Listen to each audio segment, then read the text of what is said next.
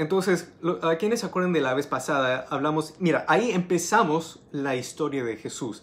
Y casi siempre cuando doy estas enseñanzas, yo más o menos tomo casi todo, no todo, pero casi todo lo tomo del Evangelio de San Lucas. Acuérdense de que hay 4 evangelios, en el orden que los tienen en sus Biblias: Mateo, Marcos, Lucas y Juan. Yo me enfoco casi siempre en Lucas porque es el evangelio con más detalles sobre la vida de Jesús. Para los que no saben quién era este Lucas, él era el único autor del Nuevo Testamento que no era un judío. Él era un griego de lo que el día de hoy es Turquía, pero él vino a fe en Jesús. Él era uno de los primeros cristianos. Acuérdense de que los primeros seguidores de Jesús que creían de que él era el Mesías no se llamaban cristianos. Ellos seguían siendo judíos. Pero gradualmente con el tiempo había más gente que no eran judíos étnicamente, pero querían creer en el Mesías. Y la iglesia dijo, sí, claro, Dios quiere que todo el mundo venga a él. Entonces no era judío, pero igual le tenía mucho respeto por los judíos. Era un amigo muy cercano del apóstol Pablo. Y él fue que escribió el Evangelio de San Lucas. Y después el parte 2 es los hechos de los apóstoles. Para escribir Lucas, los historiadores dicen de que él tuvo que entrevistar a la gente que conocían a Jesús. Casi toda la parte del inicio, los primeros capítulos de San Lucas, casi todo eso vino de una entrevista que él tuvo con la misma María. Él tomó el tiempo para irse a Israel y para conocerla y escribir todo, apuntar todo lo que él podía. Es por esa razón que incluso cuando él empieza su evangelio, no empieza inmediatamente con la historia de Jesús. Por eso la vez pasada hablamos sobre Juan el Bautista y su historia, de cómo él nació, cómo el ángel apareció a su papá y después su mamá se quedó embarazada, aún siendo ancianos. Esto es una figura profética que viene de la historia de Abraham y Sara, que aún en su vejez Dios les dio un milagro y él fue que preparó el camino para el Señor. Entonces llegamos ahora a otra figura profética. Ahora vemos a María. Al fin María empieza con su historia de cómo sucedieron las cosas de su perspectiva. Y vemos algo muy interesante, que no sé si María lo hizo a propósito o lo que yo creo personalmente. Dice, por ejemplo, 2 de Timoteo, de que en las escrituras, cada palabra de Dios es en el griego theonustos. Literalmente traducido es el aliento o el espíritu de Dios. O sea que aún estos hombres quizás conscientemente solo estaban queriendo tener un récord de lo que estaba sucediendo, como un récord histórico. Lucas más o menos es como la página de Wikipedia de la vida de Jesús, pero era el Espíritu Santo que estaba viendo qué exactamente decir para poder mirar atrás al Antiguo Testamento y decir, se está cumpliendo las profecías sobre el Mesías. Entonces, mientras que María está contando su historia, vemos un paralelo increíble.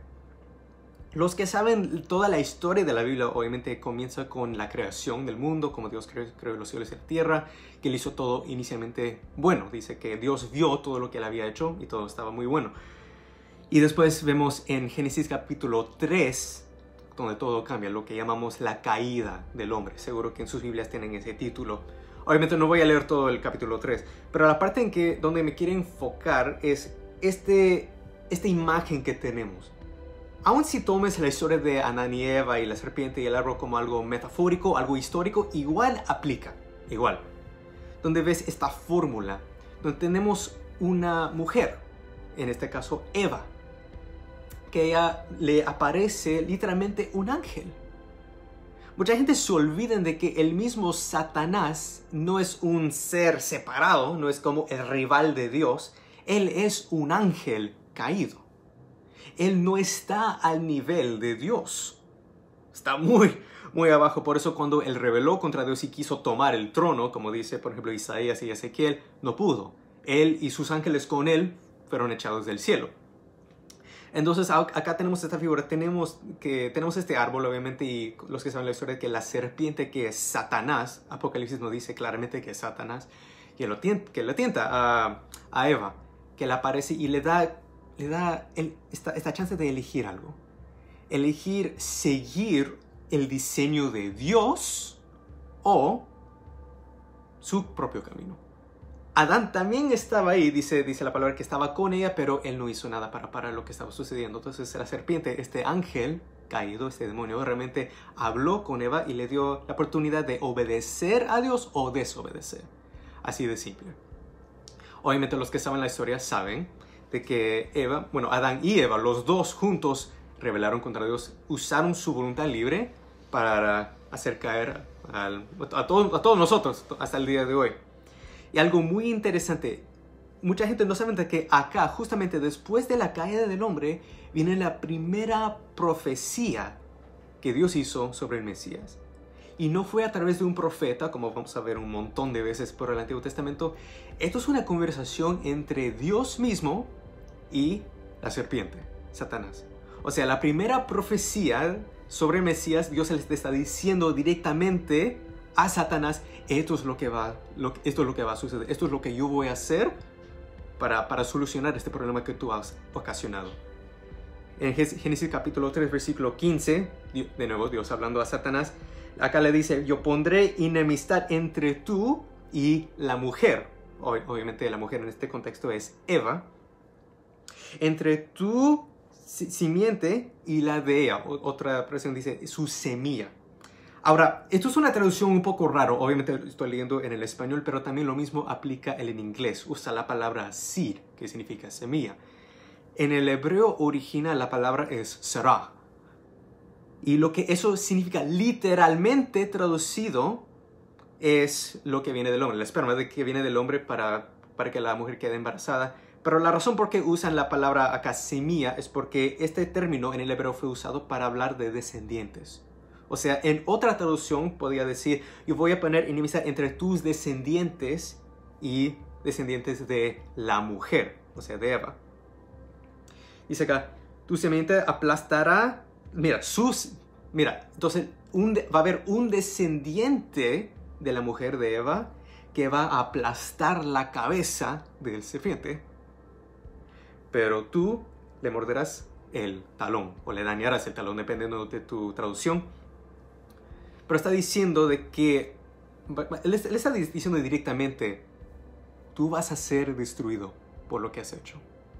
O sea, por ahora tienes el éxito y has hecho tu trabajo que era destruir mi creación como un acto de rebeldía. Porque como Satanás mismo sabía de que no podía tocar directamente a Dios, el único acto de venganza que le quedaba era, no puedo tocar a Dios, pero sí puedo tocar a lo que Él ama más.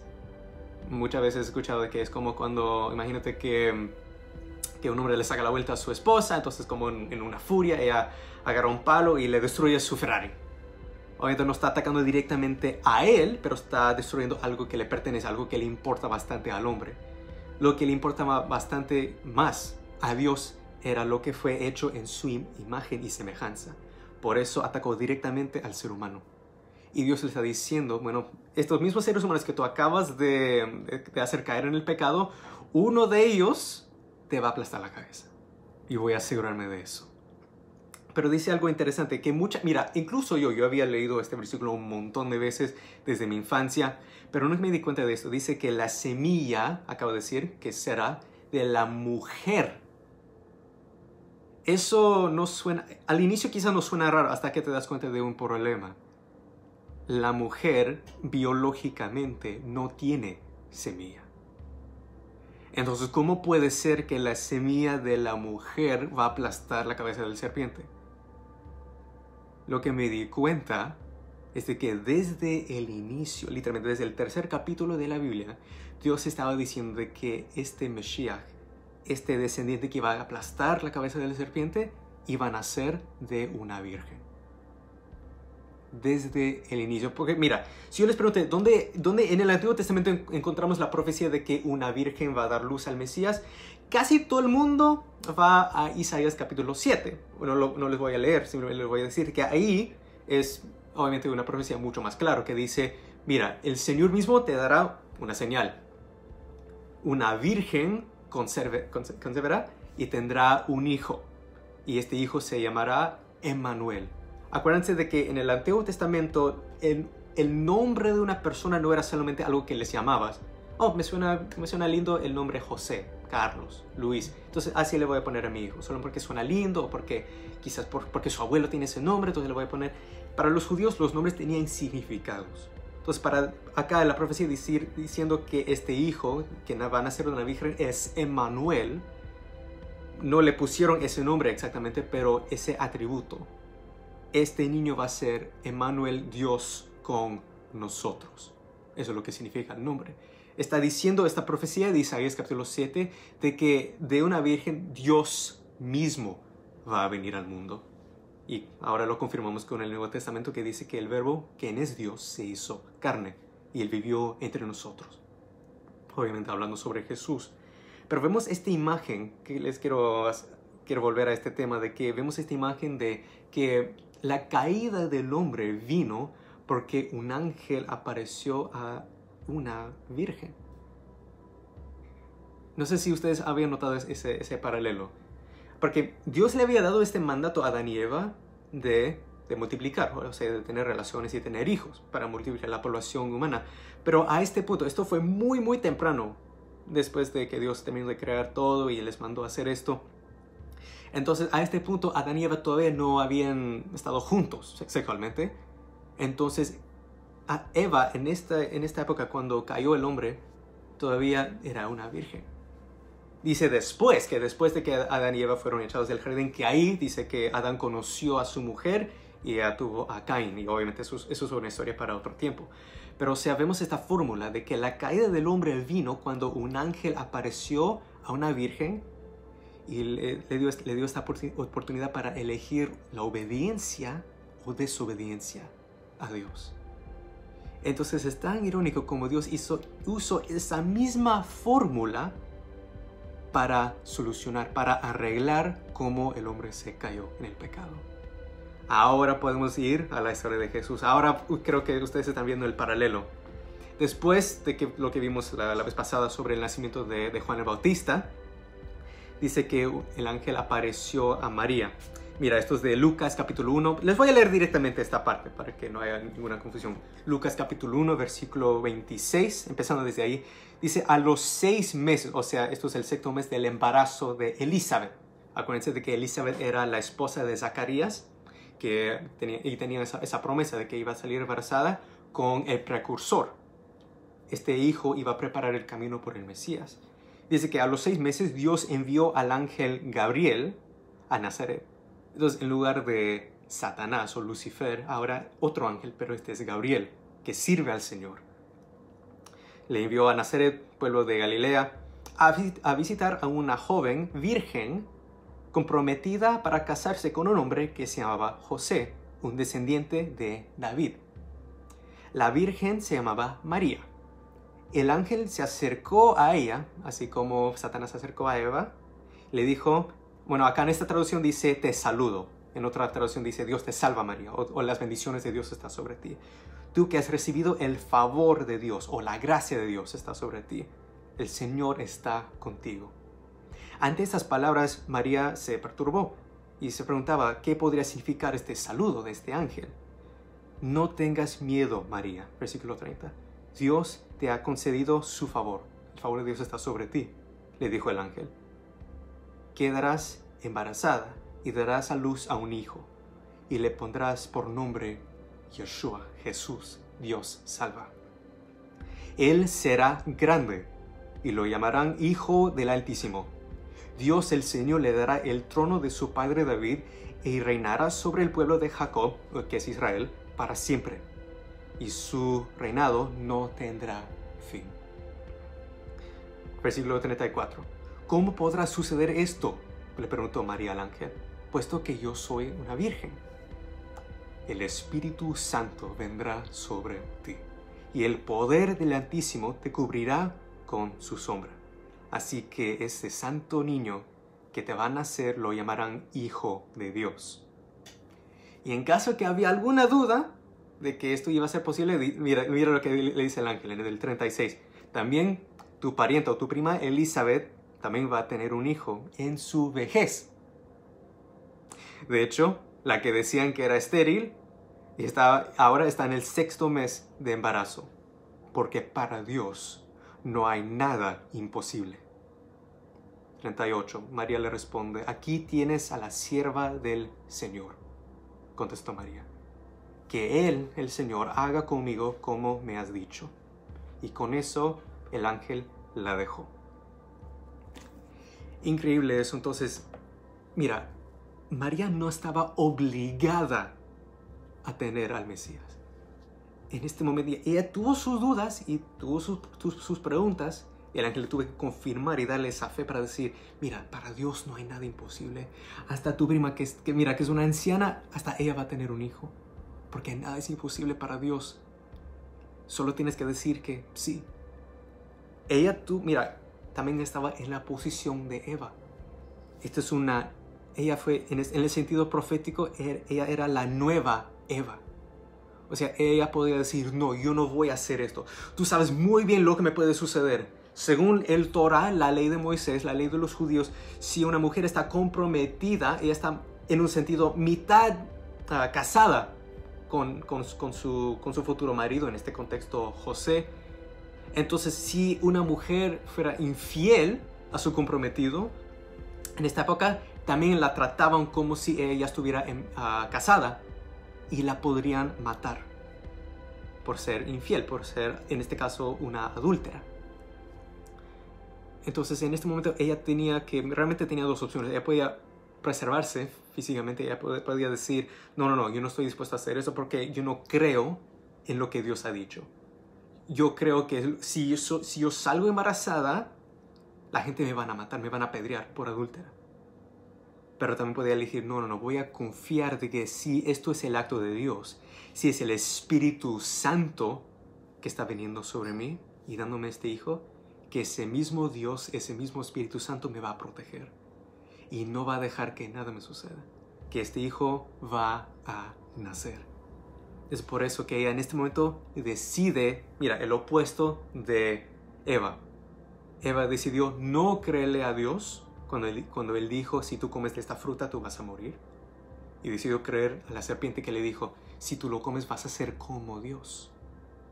O sea, tú puedes seguir las leyes de Dios o tú puedes ser tu propio diosa en el sentido de Eva. Pero lo mismo aplicaba a Adán, tú puedes ser tu propio Dios.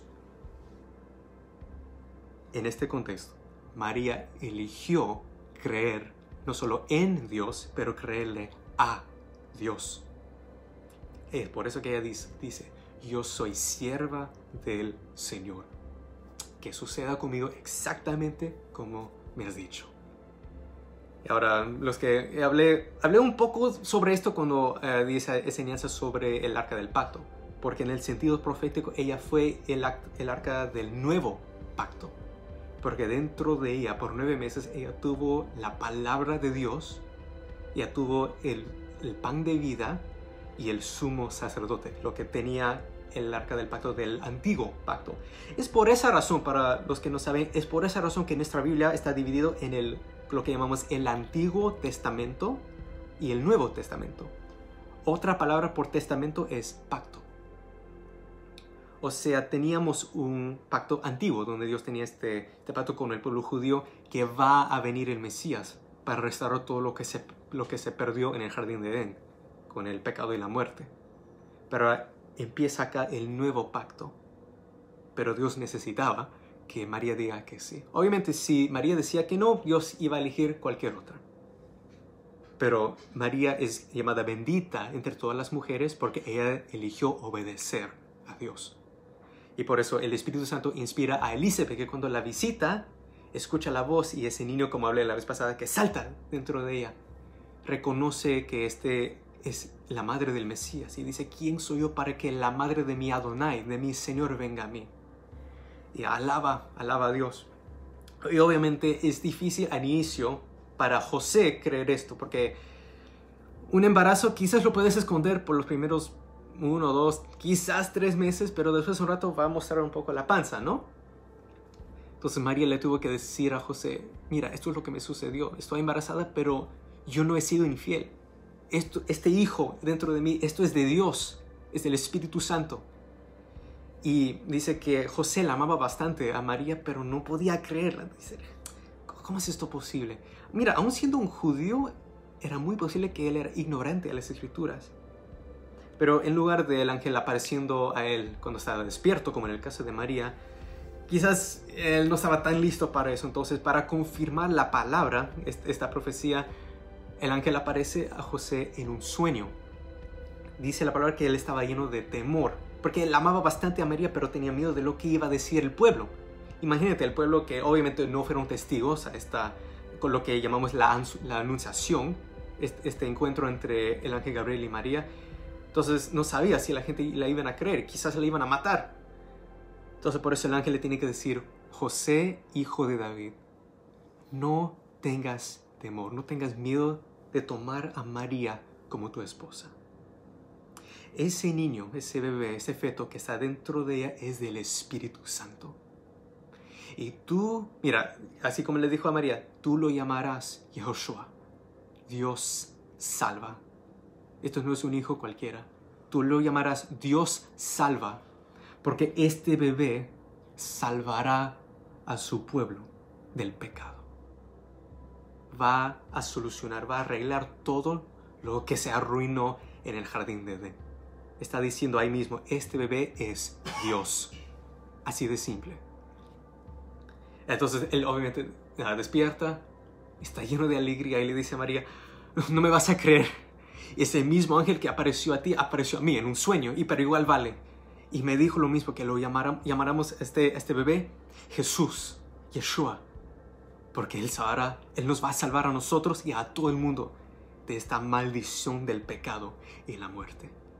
Y ahí, al fin, dice la Biblia que María y José se casan.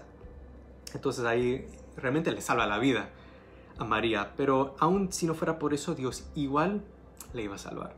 Dios igual ya tenía este plan. Dice que Jesús es el Cordero que fue inmolado desde el inicio. O sea, Dios tenía todo esto planeado. Tú no puedes contar la historia de la Navidad sin eventualmente hablar de la cruz. Porque sabemos muy bien de que Dios se hizo carne, como dice la palabra, para cumplir la ley por nosotros. Una ley que nosotros no podíamos cumplir con nuestra propia fuerza. Cumplir la ley que nosotros no podíamos cumplir y pagar un precio que tú y yo no podíamos pagar. Mira esta fórmula que Dios, mira, la caída del hombre vino con una fórmula con tres cosas: con un ángel, un árbol y una virgen. Y mira cómo Dios restauró todo. Él trajo salvación al mundo con esta misma fórmula: con un ángel, una virgen y 33 años después de este evento, un árbol. Lo que conocemos el día de hoy como la cruz. Que es ese primer árbol, en su fruta trajo el pecado. Trajo esta maldición de la muerte al mundo. Pero a través de este nuevo árbol, lo que llamamos la cruz, hubo una nueva fruta. Lo que llamamos la salvación y la vida eterna. Entonces el punto de todo lo que les enseñamos no es solo mira, esto no es otro cuentito. Es muy común, no sé cómo lo harán en otros países, pero acá en Norteamérica es muy común, es una tradición en muchos hogares cristianos, simplemente contar la historia sobre el nacimiento de Jesús, porque es lindo. Es bien cute, como decimos en inglés. Es una tradición, qué linda historia. Y han hecho un montón de dibujos animados y un montón de películas y series sobre Jesús y su nacimiento. Pero casi todos se olvidan de la parte más importante. Que este bebé vino para morir. Y María lo sabía muy bien. Desde que ella y José, pero especialmente María, sabían de que este niño era Dios, era el Mesías. Si se cumplió la profecía de Isaías capítulo 7, también se iba a cumplir la profecía de Isaías capítulo 53, que este Mesías iba a sufrir. Y esto se pone más claro aún cuando seguimos leyendo la historia de Jesús. Por el día de hoy vamos a parar con eso, con esta parte, porque vamos a seguir adelante acercándonos a la Navidad. Pero les quiero dar esta invitación, como siempre. Yo nunca quiero dejar ninguna enseñanza, ninguna prédica, sin darles la oportunidad de acercarse y unirse a este nuevo pacto. Porque este pacto ya está listo, ya está hecho. Lo único que nosotros tenemos que hacer es recibirlo y aceptarlo. ¿Cómo lo hacemos? Dice la Biblia muy claramente: arrepiéntanse Y después, como dijo Pedro, arrepiéntase y sean bautizados para que ustedes puedan ser llenos de ese mismo Espíritu Santo que vino sobre María y le dio a este hijo llamado Jesús. Y este Yeshua, este Dios salva, porque Él vino para salvar a su pueblo del pecado y la muerte. Entonces, para todos ustedes que nos están viendo a través de Zoom y Facebook Live, como siempre les damos esta invitación para que tú y Dios, ninguna cosa que yo les digo no son palabras mágicas, una fórmula, ahora estoy listo, puedo hacer lo que me da la gana. Esto es el inicio de tu relación con Dios. María tuvo una relación con Dios.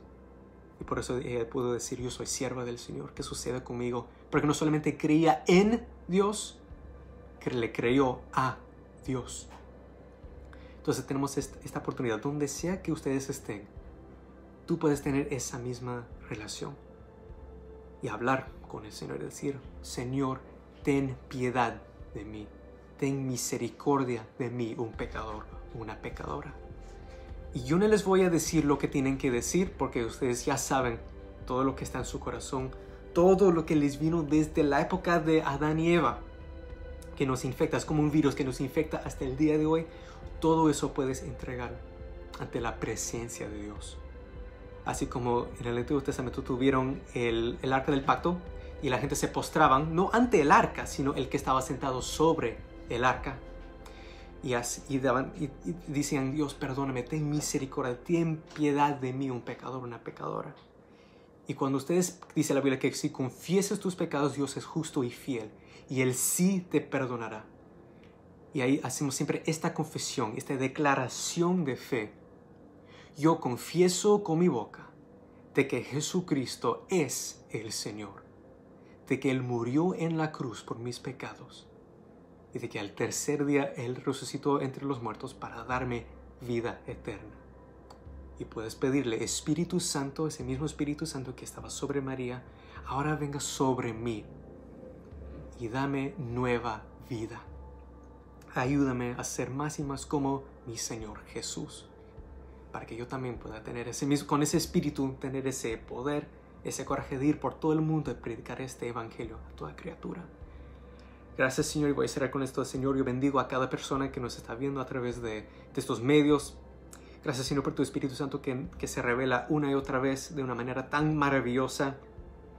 Y mira, esto es solo el inicio de la historia de Jesús. Jesús ni siquiera ha nacido, pero mira, aún Jesús siendo un feto, sabemos de que Él era Dios hecho carne.